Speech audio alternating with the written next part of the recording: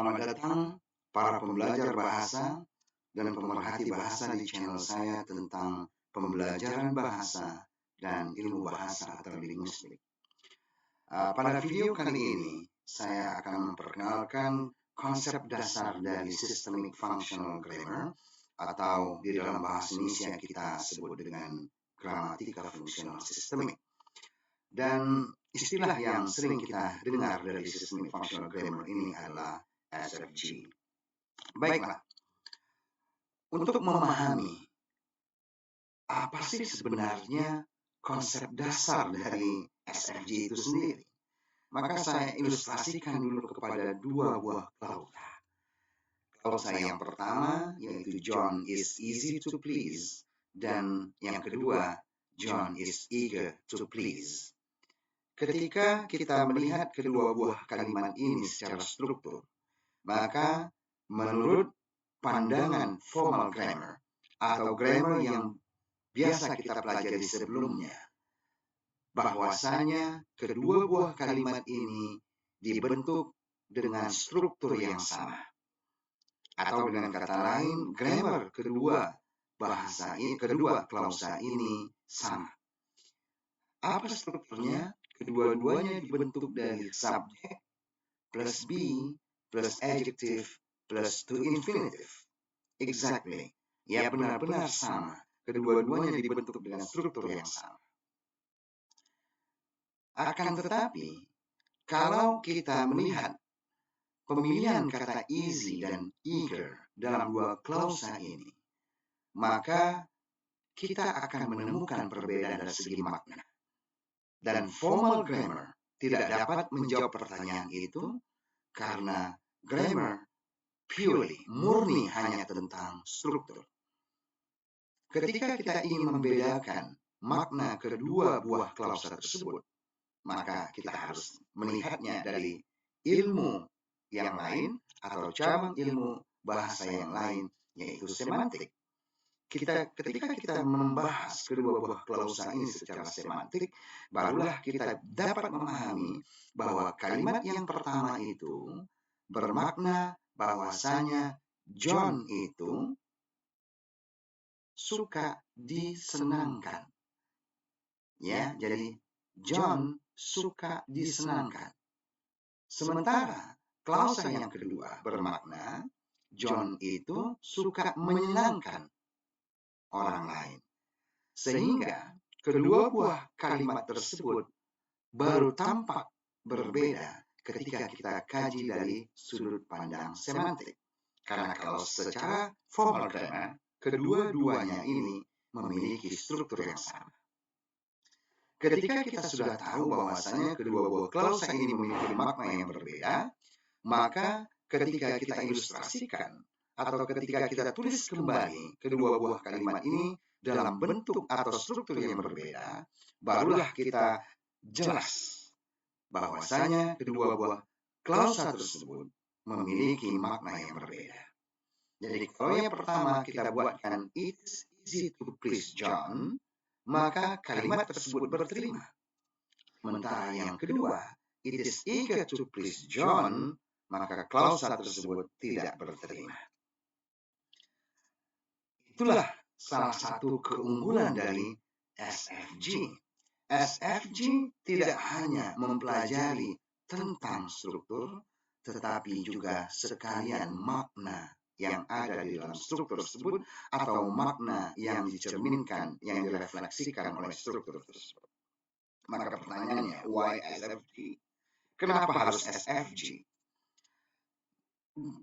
Teori mendasar dari SFG itu adalah bahwasanya grammar atau tata bahasa itu merupakan sumber penghasil makna atau sumber penciptaan makna dengan menggunakan kata-kata sebagai alat.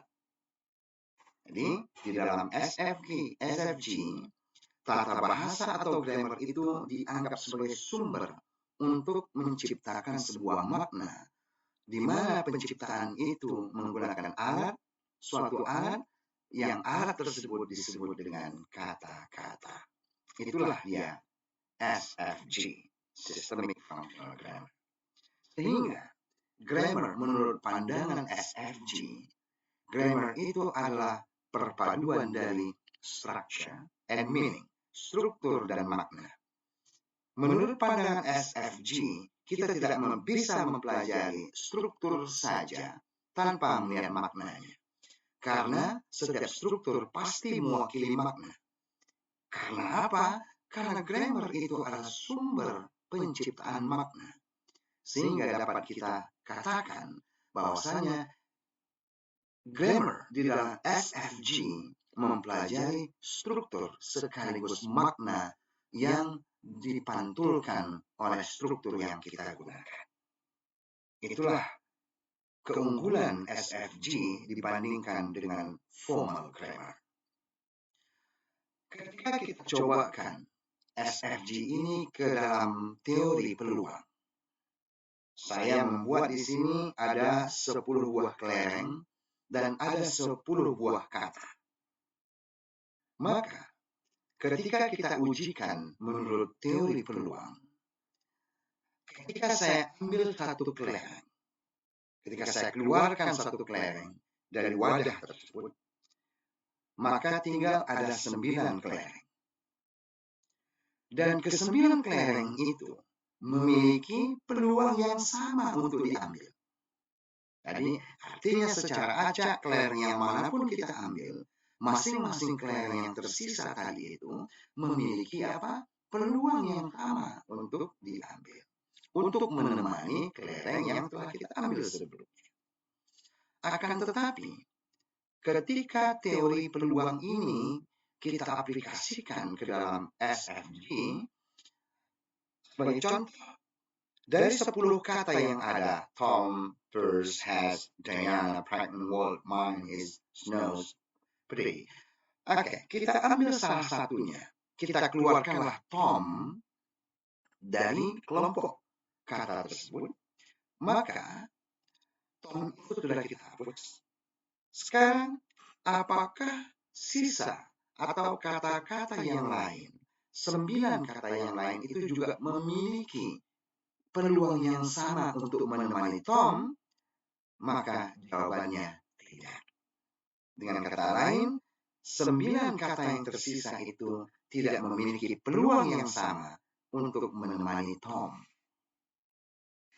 Sehingga, ilustrasi yang dua ini, maka kita dapat menarik suatu kesimpulan bahwasanya teori peluang itu tidak berlaku di dalam systemic functional grammar. Teori peluang tidak berlaku dalam SFG. Artinya apa? Setiap kata yang kita pilih, maka kata itu telah menentukan kata-kata apa saja yang bisa menemaninya. Itulah keunggulan dari suatu sistem tata bahasa menurut SFG. Dengan kata lain apa? Ketika kita membentuk suatu struktur tata bahasa, maka struktur yang kita bentuk itu harus mencerminkan maknanya. Jadi, dengan percobaan menggunakan teori peluang ini, kita sangat gampang mengatakan Tom is pregnant itu tidak berterima. Kenapa?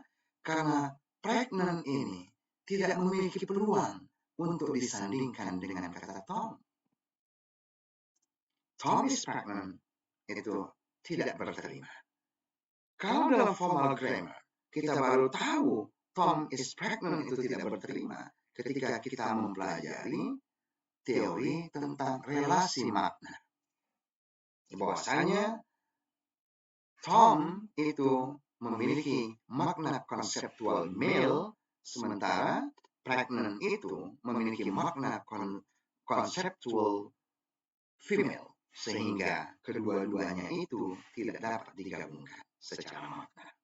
Akan tetapi secara struktur, benar, Tom is pregnant, secara struktur, secara grammar, itu benar.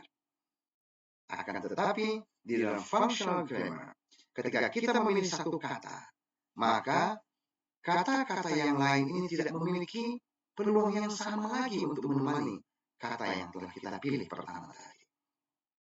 Sehingga semua kata yang kita gabungkan menjadi sebuah klausa itu pasti mencerminkan struktur dan makna tertentu. Oke, kita bandingkan dalam formal grammar atau formal linguistics, maka Tom is pregnant grammatically atau syntactically acceptable, atau secara grammar, secara sintaks dia berterima. Karena Tom is subject, is a predicate, dan pregnant itu adalah keterangannya atau complement. Oke, tapi secara semantik dia tidak berterima. Tom is pregnant is semantically unacceptable. Sehingga sudah jelas bagi kita bahwasanya SFG itu adalah suatu teori di dalam pembelajaran tata bahasa yang tidak hanya berfokus kepada struktur, tetapi juga berfokus kepada makna. Baiklah, sedikit saya perkenalkan istilah yang mendasar di dalam SFG yang mungkin berbeda nanti ketika kita mempelajari istilah tersebut di dalam formal grammar. Dalam formal grammar kita selalu tahu bahwasanya unit terbesar dari suatu bahasa itu dinamakan dengan kalimat atau sentence. Ya, jadi kalimat itu adalah unit terbesar ya dari suatu struktur bahasa. Sementara di dalam SFG kita tidak mengenal istilah sentence. Yang kita kenal adalah istilah clause. Kenapa disebutkan dengan clause? Ini yang akan saya perkenalkan pula nanti pada video berikutnya. Ya, bahwasanya klausa ini adalah sebagai bentuk tata bahasa untuk merepresentasikan pengalaman kita. Itulah dia klausa. Bagaimana dengan complex sentence, ya, kalimat kompleks, atau kita sudah juga pernah mendengar kalimat majmu, ya. Apakah dalam SFG juga ada? Terus terang, itu pasti ada. Tetapi bukan juga namanya compound sentence, tetapi namanya nanti disebut dengan clause complex. Berikutnya, kata phrase dalam formal grammar atau frasa juga digunakan di dalam SFG.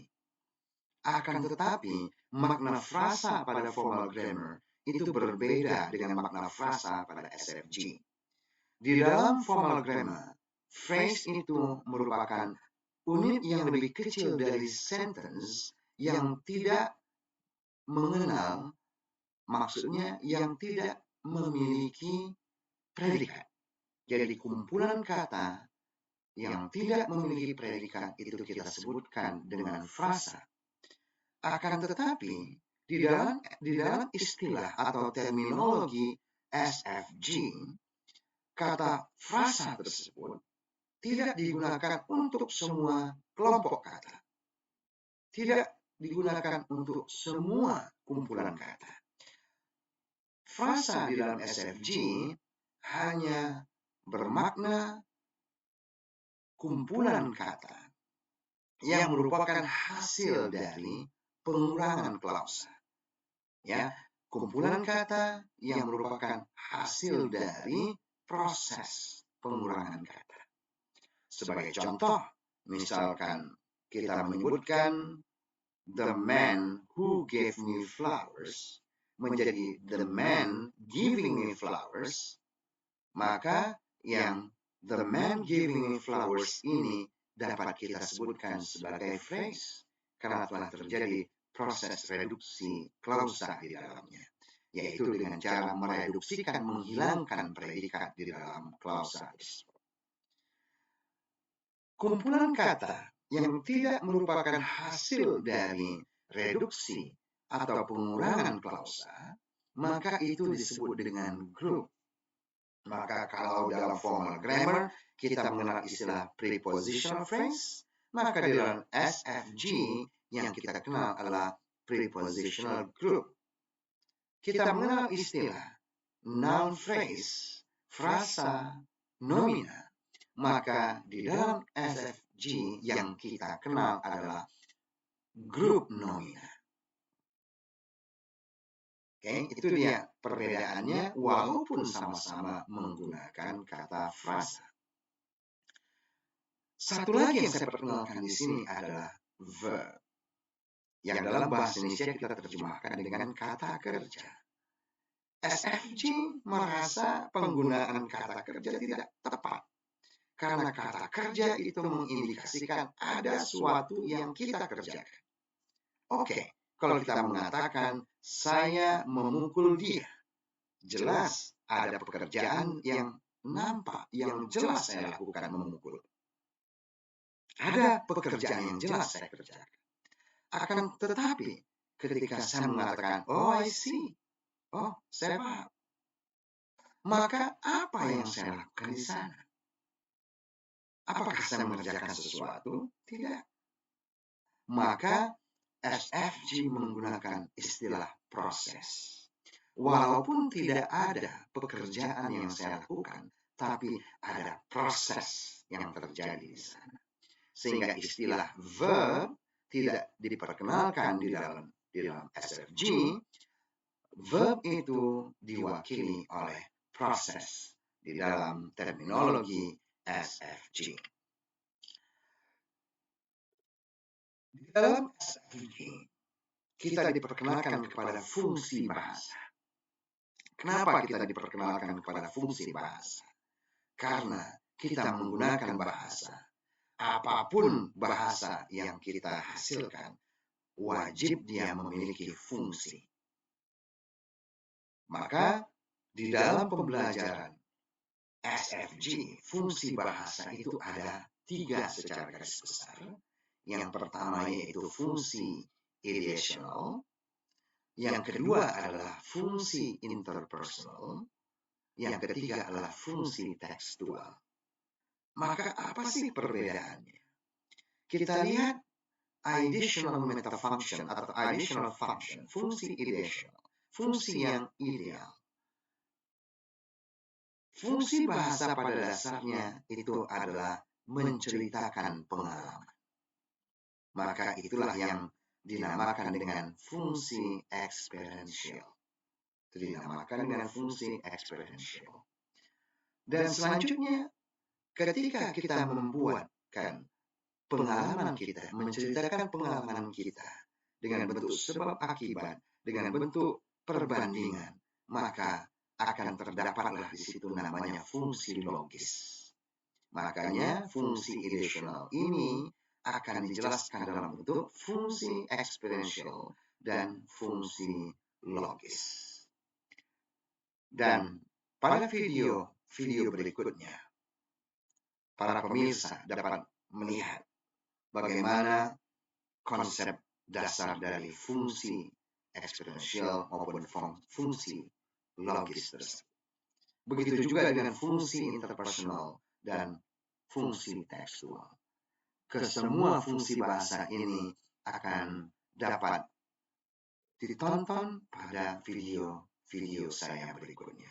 Terima kasih atas perhatiannya. Mudah-mudahan konsep dasar dari SFG ini telah membuat kita sadar bahwasanya bahasa itu, struktur bahasa, tidak hanya melihat kepada strukturnya saja, tetapi struktur itu sendiri harus merupakan struktur yang bermakna. Sampai jumpa pada video berikutnya.